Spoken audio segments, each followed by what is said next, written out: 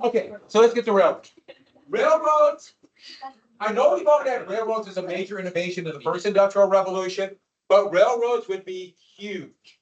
Railroads would stimulate the entire economy. You could argue that railroad would be the basis of our economy, even though steel would always be like, how much steel can you make? It was railroads.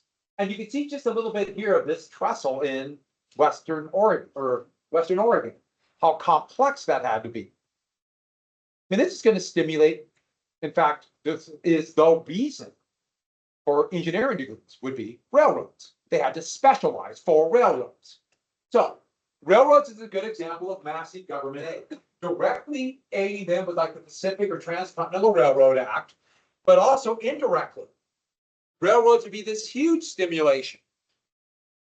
All the government contracts that produce goods, the protection of the grading crews is going to stimulate the railroad, but this would stimulate every other industry. You build railroads, what's going to happen to the steel industry, the coal industry, the wood, the lumber? In fact, they cut down so many trees for railroads that by 1900, about 97% of all old growth forests in the United States have been cut down in 1900.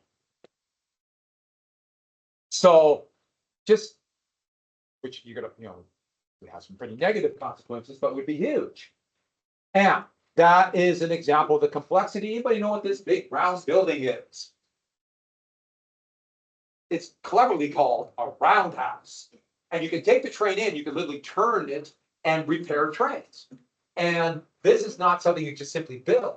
This is an incredible engineering feat. Roundhouses are really cool. I mean, I like the engineering behind it. And this is the kind of infrastructure that was necessary. You needed these all over the country. Getting tired? No. Huh? Well, then get a little bit higher. Raise it up. There we go. All right. But this is what we call producer demand. It's called producer demand. Who's buying most of the manufactured goods? Other manufacturing industries. Industry buy the manufactured goods. Almost all of them. So virtually everything being made went to the railroads or other factories. Railroads were buying everything. So this graph right here, yeah, we had this. We were go ahead. It's good reading. The floor is yours. And this shows the huge increase in railroad production. And that's one of the Transcontinentals. In the 90s, huh? Oh, buy. They have a massive Actually, that's more of a lack of proofreading degree. That's when I typed it very fast and did not look again. So consumer demand would become, or was limited because wages were so low. Wages actually shrank for most of the last 25 years of the decade, of the century, sorry. 25 years of the decade. That's one heck of a decade. And it wouldn't be to the 1920s that individual people, consumer demand would become the basis of the economy. Today, it's about 60 to 70% of the economy. People lose their jobs, consumer demand drops. If people are confident they'll have their jobs tomorrow, consumer demand goes up. Today, back then it wasn't as important. What required was railroads buying the stuff. And so this shows 1870, the number of tracks, and you can see it by just 1890. It's pretty remarkable. And that still basically here. We have very limited rail compared to Europe or other places today, but that's what's the basis of our economy here. There's that one. So now that leads directly to the marriage of government and business. So what is this? Business leaders, these soon to be called robber barons, they realize they contribute, aka give money to politicians, especially after a law called the Peddling Act, which I'll get to in a few days. They realize really quick, politicians make the rules and they can rig it. They give them the money. I mean, there are reasons why four of the richest men in the United States were directly behind President Trump during the inauguration. They paid almost $1 billion to get him elected, and they want stuff done. He'll do it for them. They're no longer going to enforce monopolies, for example. They want that. They paid good money. President Trump does understand it's transactional. You give me money and I'll do it. So it hasn't changed anything. So here it's showing the Senate, and that's a senator. That's a senator.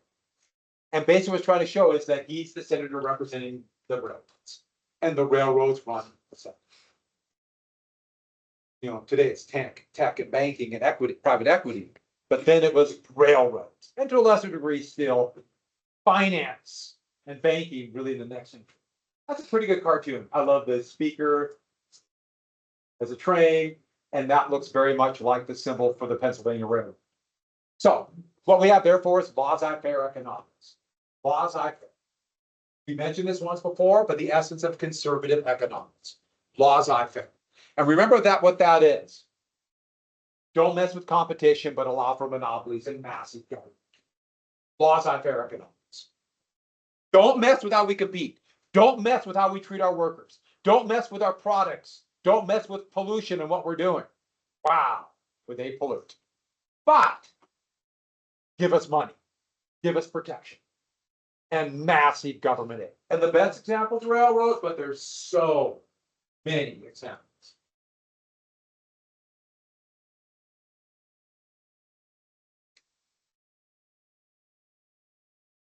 And this only helps the big. Economies of scale. Remember, if you only held a few select businesses, they're the ones who would get big and they'll have a competitive advantage. I can't emphasize economies of scale. I always are going to come back to this. We'll see it again and again, the iron rule of economics. So another example of how government aided was the gold standard.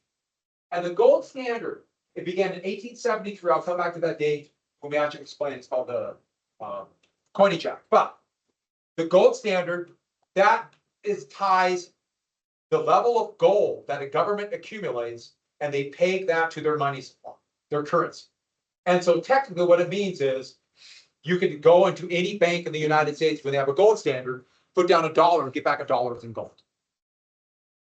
That's the whole idea. And but if value of gold goes up, then they have to raise the value of the currency or vice versa. It's a very elaborate structure for the gold standard. But there's a relatively small amount of gold. And that's why this creates deflation. This limits the value of currency. If there's deflation, what happens to prices if there's deflation?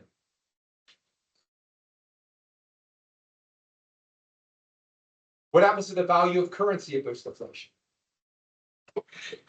Go up or down. If there's deflation, what happens to the value of currency? Goes up. What happens to prices? Down, because your dollar combined. Inflation's the opposite. What happens to prices? Inflation goes up. And so this helps the wealthy. If the value of money goes up, you can just have a pile of money. You can have bury all your money in a glass mayonnaise jar in your backyard, and it's making money. It's making value because of deflation. The value of money goes up. Yeah, mayonnaise.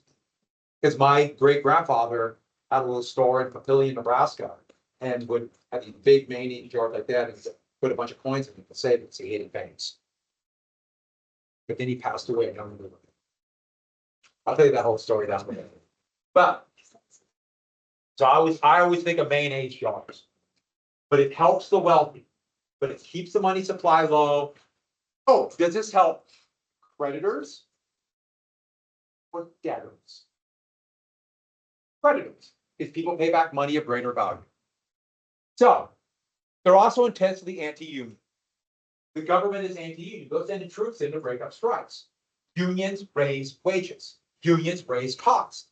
Union workers get paid more and have benefits. You know, crazy things like sick leave, or what's a really crazy thing that unions would fight for? Have you ever heard of a weekend? That was labor unions. Companies didn't want that. Labor unions did that for the idea of having that off. And you can imagine companies despise labor unions, especially once there's monopolies. Monopolies drive wages down, and labor unions become really the only way that union workers can negotiate higher wages. So, anti-union, I'm not kidding about sending the troops out. Sending the troops out to stop labor. Another one would be tariffs. Tariffs. And these are people who want high tariff are called protectionists. They're called protectionists. And they want a tax on imports, AKA get rid of foreign competition. And I got to be very clear about it. Why they cross that free market out? They don't like the free market. The market is dangerous. It's scary. It's risky. Get rid of the free market. And so this is a average tariffs. Here's US tariffs, French tariffs, British tariffs. When Britain had the largest economy in the world, they liked low tariffs. Then they raised them here. The US started to get rid of them here, and I'll explain that in just a second. But what do tariffs do to all prices? Raise them. Prices go up. That means more profit. So just imagine if you were the largest steel producer in the world, and you had all your factories in the United States, and then the US raised tariffs. You could raise prices, and that's just pure profit. By the way, tariff is a tax. So what happens is foreign companies sell to the United States, and whoever purchased them in the United States have to pay a tax. They pay the tax. And then what do they do with that tax? They pass it on to the consumers. So who pays tariffs? People. Who pays a higher percentage of their income in tariffs? Foreign working class people or wealthy? Yeah. Hammers. Tariffs hammer them.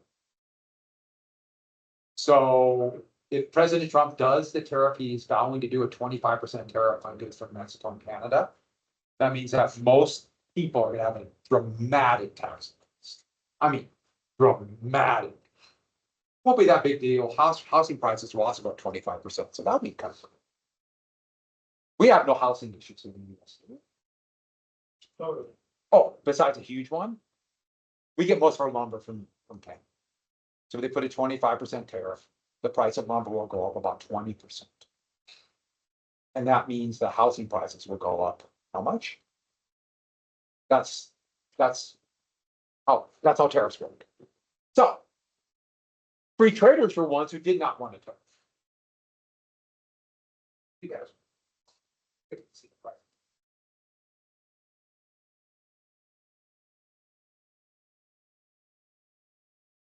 I grow it.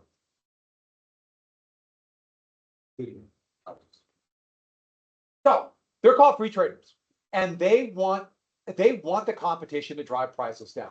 So here's a cartoon from about 1895, and it's showing government and manufacturing in cahoots, kind of the same thing, the marriage of government and business, and the protecting tariff is crushing, like a mill crushing wheat, and that's the farm. But it's also for working people too. Now, are tariffs bad? No, they do drive out competition, and you can't promote local industry. But they also dramatically raise prices, and if a company already controls the market, that's just pure profit. So in 1970s, this would begin to end. The United States became dominant. You can imagine after World War II, our competitors were devastated.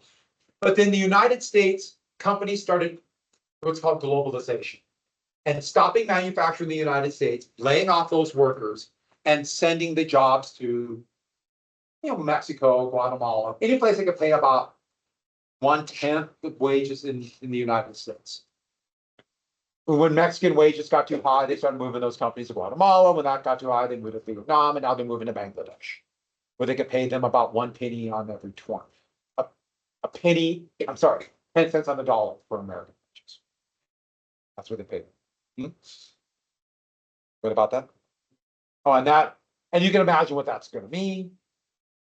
Poverty in Bangladesh and unemployment in the United States. So, but that's why the tariffs are a little bit different now. So this is John D. Rockefeller, who owns Standard Oil, and you can see him, that's the president, kind of inmates of the White House, dollar signs, and now that's just a subsidiary, a factory of John D. Rockefeller, who owns Standard Oil. We have a lot of John D. Rockefeller. And this is going to be one of the most popular, well-known cartoons of this era. It's called The Bosses of the Senate. Here it shows the Senate supposedly debating. What's a word that's synonymous with monopoly at this time, and I'll explain it pretty soon, it's called a trust. Steel bean trust, copper trust, Standard Oil trust, iron trust, sugar trust, etc. They control the Senate. And the sign on top says, this is the Senate of the monopolist, by the monopolist, and for the monopolist. Do you remember what speech that comes from? What is it? Close. The Gettysburg Address. Of the people, by the people, for the people. But they're kind of taking the Declaration of Independence, and then Webster would do that, then Lincoln would kind of, so he's getting inspiration for the Declaration. But now it's for the monopolists, and they're in power, the bosses of the Senate. Great cartoon. And another thing, it's hard to see it, but new immigration. So the United States had no real immigration restrictions. The first one's going to be in 1884. And so the United States was desperately trying to encourage people to come in. And this new wave of immigration, millions of immigrants will be processed through Ellis Island, which is an island off of New York City. So that's supposed to say island. And that's Ellis Island. That's from a postcard from the turn of the century. It is now a museum run by the National Park Service. Has anyone been to Ellis Island? Few people. It's really cool. And the building's beautiful. It's one of those things where, you know, they definitely believed in form over function. They built this beautiful building to process people, but it is awesome. If you get a chance to go, it is worth it. Ellis Island is kind of amazing. I had a few relatives that went through Ellis Island, like in the United States. I'm a hodgepodge of different people, different groups, but that's people coming from what is now Poland, but they were Germans. And they went to Ellis Island and they were contracted to go work at a coal mine in Missouri. And they hated it and went to Nebraska. Good story. So, but many of them were from South and Eastern Europe. The biggest wave. So remember that new wave of immigration in the 1840s from Ireland and Southern Germany? Now it's Southern and Eastern Europe. Central Europe's a better way to put this, but like today would be anything from Czechia to Poles, Romania, Russians, Italians. There was no Poland then. But what the reason why? Cheap agricultural goods after the Civil War were flooding their markets, and they drove them out of business, and farmers lost everything. And what do? Well, the Industrial Revolution hadn't really hit that part of Europe. If they went to the cities, they would just starve on the streets. So they spent everything they had and went to America. And most ended up in the big cities, but they went. And a similar thing happened, for example, in the 1990s. Cheap US goods flooded out the Mexican market, and that led to a wave of undocumented immigrants into the United States from Mexico in the 1990s. A very similar things happened because of a thing called CAFTA in like Nicaragua, El Salvador, Guatemala right now. So many of the immigrants, people trying to come and immigrate to the United States today were because of it's very similar. And what happened in the short run? Wages go down. In the long run, the market goes up. So more people to buy goods, and also immigrants are create so much innovation, and I think anybody's experience with immigrants into the United States work so incredibly hard that it adds nothing but positive to the United States. But yes, that's my definitely bias towards immigration. But it's no coincidence that you're going to see a massive wave of natives, just like the 1840s and 1850s. Remember the Know Nothing Party and their own anti-immigration party? Well, nativists will really come back 1890s, but especially by the teens. Especially by the teens of the 20th century. And it's no coincidence that there was a little movie based on a book called The Klansman. Do you remember the name of that movie from 1913? Yeah, Birth of a Nation. It's no coincidence that the Ku Klux Klan came about just at the time of the wave of natives. It wasn't just based on color of skin. It was also anti-immigrant. And that's when we start getting all these weird, like different, 25 different, or I'm sorry, almost 10 different races living in Europe. So they could divide people up in Europe. And this is a big wave of immigrants here, but it's no coincidence, this wave of nativists. We are at a time of a massive wave of nativism in the United States right now. And so the point is, we come in waves. And history doesn't necessarily repeat, but it echoes. This is by far the most nativist time that I've ever lived. And I've been around a very long time. Not quite this time, but pretty close. And so, yeah, we are very nativist. In fact, President Trump just put a quota on the number of people they're going to deport to 1,200 a day. He's demanded. So they're just going to be rounding people up. By the way, what's happening on farms?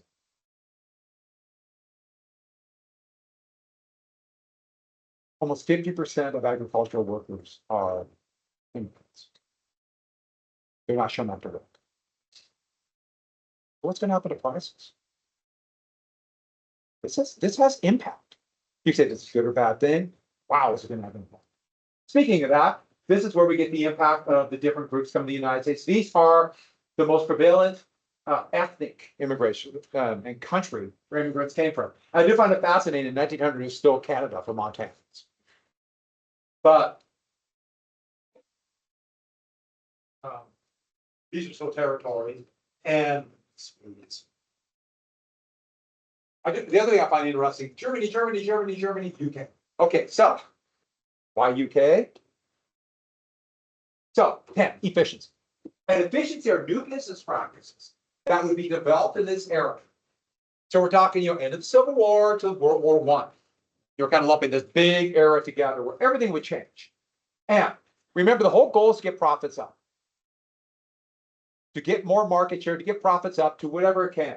So to cut costs and increase productivity. That is the goal. Cut costs, increase productivity. Productivity, the amount that one person can produce in a day. The amount of production per worker. If the production per worker goes up, that means profit. And that means you can cut your costs. So also standardization. We talked about time zones. The rail gauges, that's the distance between rails, that would be standardized in this era. Every railroad did their own gauge. So every time goods would go from end of one line have to transfer, they literally had to by hand unload a boxcar, put it on. Now they could just rent the cars. You ever been stuck behind a train and notice like there's the occasional Union Pacific car on the track? Burlington Northern Santa Fe just rented it. And that's the way it is now. Also, sizes for clothes, sizes for any number of things. They standardized and formalized the English measurement system, kind of Americanized it. So we standardized that. And even though it's a pretty cumbersome system, it is now standardized. The metric system had been invented. It was invented during the French Revolution. And most of Europe would go to the metric system at the end about the same time. Same reason, standardization. The United States tried in the 1970s. They tried to go to the metric system because it's so much more efficient and easier to use. But people went nuts and said it's destroying the American values of measurement. And it's communist plot. The fun of the Cold War. So quality also went down. Especially once companies have a monopoly, produce good stuff. Quality goes down, cost goes down. Cost goes down, more profit. And they called it the age of shoddy. So here we have an assembly line. And that's the rail gauge. If you go to Europe, all Europe is on the same rail gauge until they get to Russia. Russia's on a narrow rail gauge. There's actually a very good reason. Maybe we'll get to World War I, I'll tell you why. So this is soon going to be dubbed Taylorism. Frederick Taylor wrote a book in 1911, but he was already studying long before that. The Principles of Scientific Management. And if you want a good read, I mean, something that's really interesting, a page turner, don't read this book. I had to read it for a historiography class, and I wanted to stick the needle. But he was just obsessive about trying to enforce the efficiency, to get every worker to waste no motion. They even used early motion picture cameras with the idea to follow workers so they could see there's no wasted motion. And the whole thing was to treat workers like machines, AKA capital, and to extract as much wealth per worker. So grind them down. You get them working in one spot, work as fast as they can, never any wasted motion, and therefore extract wealth, more productivity. It makes these jobs backbreaking, numbingly boring, just soul-sucking jobs. But they're efficient. And then they would get like a really fast worker who'd be right next to them, working faster, and force them to work next to him faster, thus to increase the entire production line. Whole idea is squeeze as much profit as possible. Taylorism would be this idea that everybody is going to be an automaton, and that's where you see more and more the term robot being used because of Taylorism. There's going to be all these dystopian, this new thing called science fiction stories about this, but movies will be about like all the workers all working together. They still have this theme today, it's done a little bit differently, but it all comes from this idea that you're nothing more than a cog in a machine, a number, an FTE, full-time employee. Anyone ever seen the movie Metropolis? It's a silent movie from the 1920s, a German movie, but it's kind of about that system that's being created. Fantastic movie. So a good example of this would be the perfection of the assembly line by Henry Ford, the standardization of production, everybody working together in coordination. Henry Ford, there he is right there, would use one type of car and have everybody make it, every part standardized. So all you had to do is buy all the raw materials by exactly one kind. You could have one company make your batteries because you only need one type of battery, one type of wheel, one type of axle, and just have people working here, putting together. Then they just move what you're manufacturing. You just stay there and move. Do that. Do that for 12 hours a day. And that's Henry Ford. We will come back to Henry Ford. He was brilliant at organizing workers and standardization and extracting profit. He was a rabid anti-Semite and a personal favorite of Adolf Hitler. But that's another story for down the road. That seems to be a common thing in the United States now. And we have a lot of industrialists that seem to be going in that direction today. Here we have Model Ts off the assembly line. I should add, that's the Model A, which is an awesome car, but moving on. So what's car assembly today? It's now machines doing it. More and more machines, so eventually we just have a few people operating the machines. And you'll say they're robots. Well, they're just machines.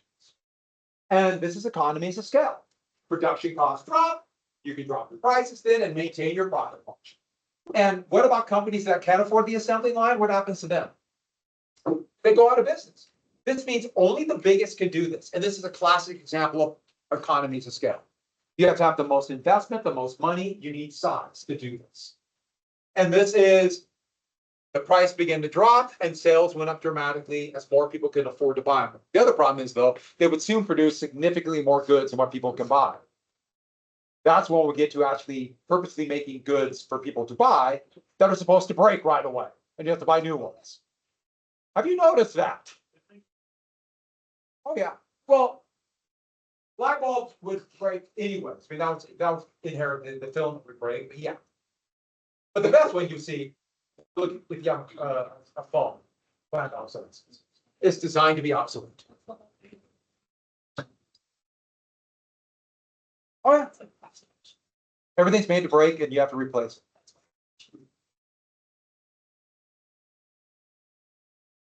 That and that's also cheap, but also economist. So you ever seen this? You ever seen a table like this?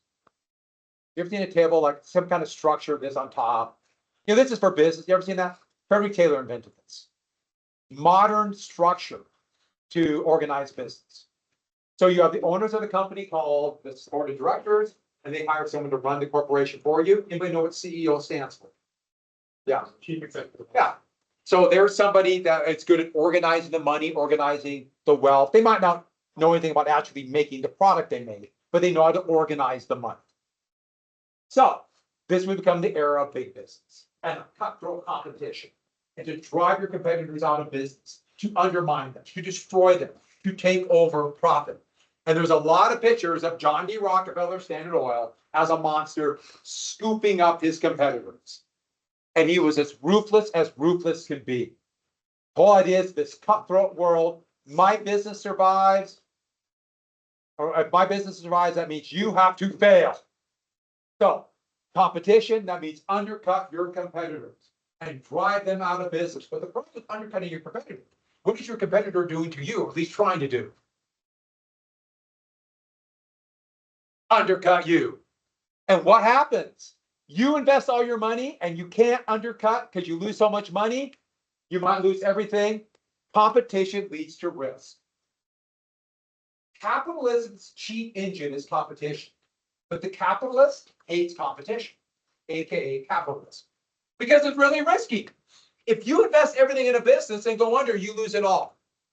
Any debts that that company has, you're responsible for it. That is a lot of risk.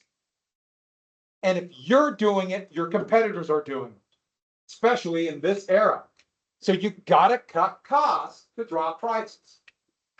Can you cut labor costs? What decides wages in a competitive market? Supply and demand. The market. If you cut your workers' wages, what will they do? They might go to your competitor who pays higher wages. You can't really cut wages in competition. Labor costs are kind of set.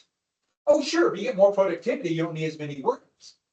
But if you cut your wages, your workers will gone, especially the best ones. But the heck with this, I'll go to your competitors. You cut wages, you lose workers.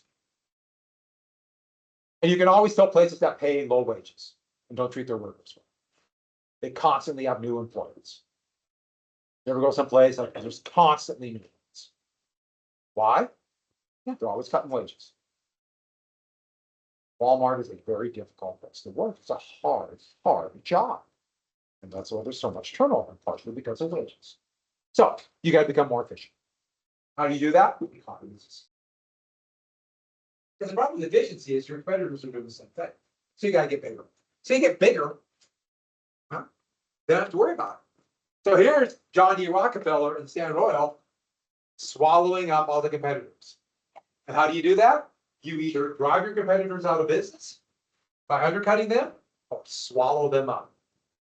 There's been no real big innovation by Google Alphabet Corporation in 25 years, in 20 years. But what do? They scoop up other companies. What did Google do? They scooped up one of their competitors for advertising. They bought YouTube. What did Facebook, which is now Meta, what did they do? One of their biggest competitors was Instagram. So what did they do? Swallowed it up. And that's what happens. They don't invent anything new. They just swallow up their competitors. And that's what they want to do to get there. So they want to create something like a monopoly. Something like a monopoly. Doesn't necessarily have to be a monopoly, but if it operates like a monopoly, what do you have? That's risk. You also don't have a free market in capitalism. In fact, they kind of a name for it, late stage capitalism. It's not really capitalism. Create something, a monopoly. How do you do it? The wondrous invention from bad ones before, but the corporation. This would be the solution to the problem of size, to the problem of competition, the corporation. The corporation, we've had these before. Do you remember joint stock companies? That goes way back to colonial America where you have investors. But the first thing we have to get to is, this is a legal entity. And it's created by governments, therefore laws, going back to the rules and making government. It's a legal entity. So these are not grown. You cannot dig them up. They do not appear supernaturally. They're created by humans, aka governments. They make the rules. And it's owned by shareholders. Shareholders buy a little piece of a company called a stock. So sometimes you see it called stockholders, shareholders. By the way, stock is called a security. Stock is more secure for your money to put it in a stock, a certificate showing wealth, than carrying around wads of money. Security. A bond is a security. So, a stock. And why do you get that? Two reasons. You get a tiny little piece of a profit called a dividend. So if you hold stock, let's say you hold 1% of General Motors, you get 1% of the profit of it. No, very few entities own that. Who owns the most? Think of like now it's a company called Vanguard. Owns most of General Motors. You know what Vanguard is? They're an investment company. I know Vanguard very well. My wife and I are part of a retirement. You know, so it's stuff you got to do. But, or what speculation? You buy stock low and hoping what happens to it. Rises in value, you can sell. So for example, stock market crashed yesterday. Anyone know that? Crashed. Horrible thing. Because they realized that most of the AI companies in the United States have been overvalued and stock wire, it's called. So stocks crashed. What's happening today? People saw the value go down. What do people think? Well, it's time to buy. People start buying. What happens to stocks? So the stock market, first period, I told my class, the stock market was dropping first period. The S&P 500 was down 8 points. Now it's at 49.5.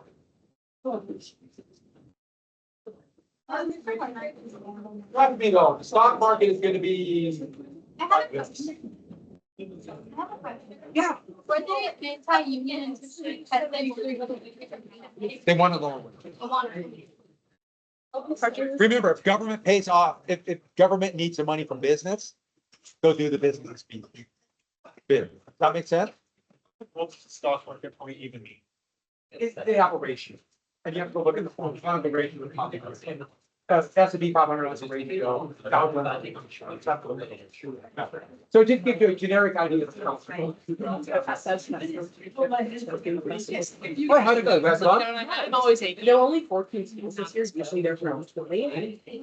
But it was still really good. But there were two shows that were very historical. So there was one about, it was called 146 Point Flame. It was about the Triangle Shirtwaist Factory. Oh, really? Okay. It told the tale of the girls on the ninth floor specifically, because they were the ones who were locked in, because their gender on that floor was rather upset with them. And it told the story of these two Polish About you. sisters. About you. Yeah. And then, and it talked about how like it changed how like buildings changed because of the way the fire escape just collapsed on so many girls.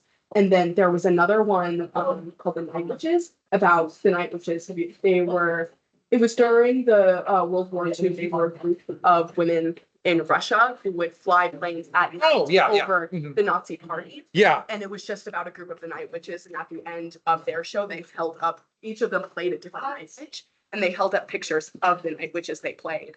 Yeah, I was still thinking US. No, Yeah. this one is That about. sounds awesome. I don't know. And that's cool. They did some historical. Oh yeah, no, they were two like very historical pages. Awesome. I'm glad you had fun. Oh yeah, Eric was there.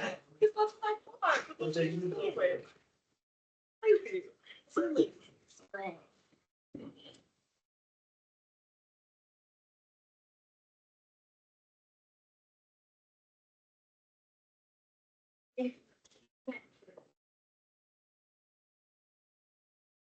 Oh, you whiners. Whiners. We just got rid of the privacy and now we have to deal with this. Yeah. Oh, the Eagles fans come in. Well, you know, enjoy the next 2 weeks. All right. Eagles are really good. I know. It's going to be a good game. I was fun to see them just eating Man, steak ones are equally. he's a great guy. But that offense guy is so. You know, a guy like that, he doesn't get real old. He signed $4. And it's not. It's not like that. He's what, 6'2", 235 or something? It's. I actually like it. Yeah. On some of them, they are. I'm gonna have that. Fucker. My nephew lives in Philadelphia. He's going to ground school. Oh, yeah. And he's. Watching it, but at least plus. He wants the Chiefs. But his girlfriend is an Eagles fan, so he says, you're an Eagles fan, don't be dumb. But I like Eagles, I like it, and I think Birds, I mean, Birds is tough competitor. He is so like. Yeah, I've always admired when he kind of got, you know, he benched at Oklahoma, benched at Alabama, then went to Oklahoma. I'm impressed with him. I've always been impressed with him. He works his butt off. And, yeah, I like it.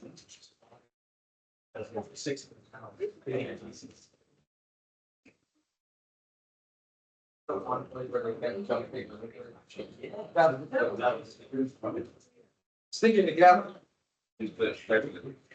I'll give you, okay, Jay.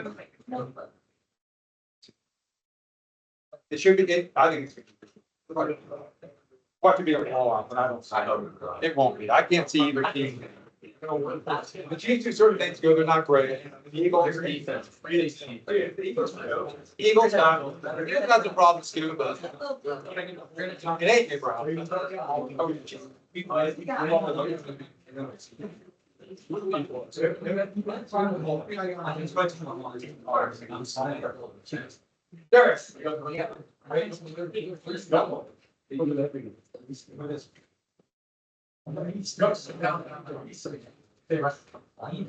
See that? I'm still gonna skimmed it right over.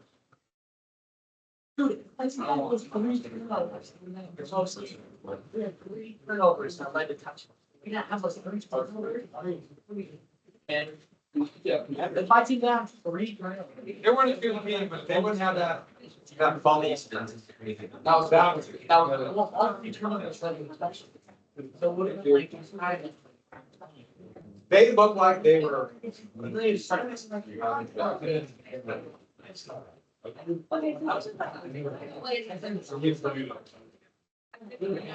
could not be tested. It's gonna be a good.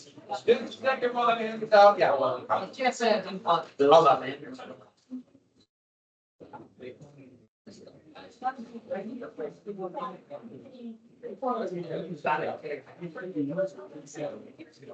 Yeah,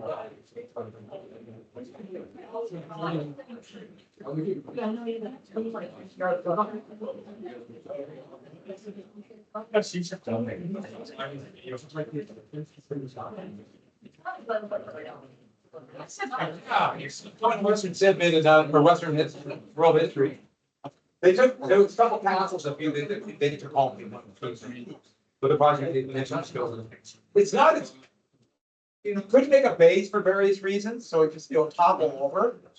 So it's really terrifying that, if somebody was in this, they fell over.